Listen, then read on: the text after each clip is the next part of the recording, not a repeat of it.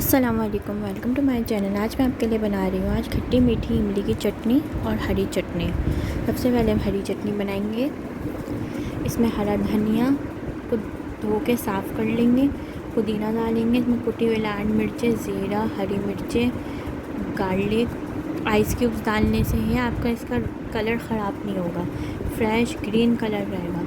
इमली डालेंगे और इसको ब्लेंड करेंगे।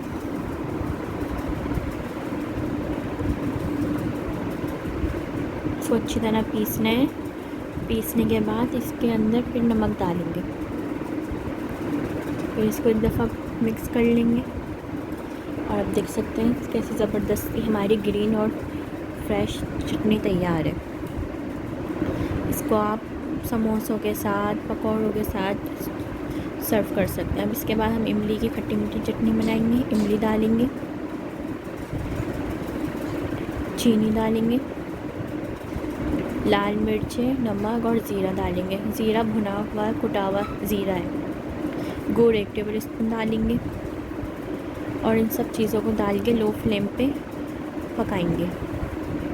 जब तक पकाना है इसके अंदर बॉईल आ जाए और ये हल्के गुड़ और चीनी इसके अंदर मेल्ट हो जाए, जब तक इसको पकाना है।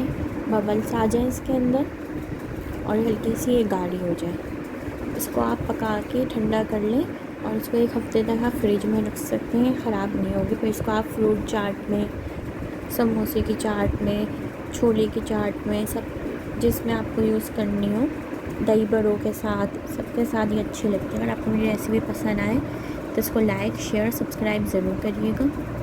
इसको ज़रूर ट्राई करिएगा। 1 हफ़्ते तक ये फ्रिज में ख़राब नहीं होंगी। अल्लाह हाफ़िज़।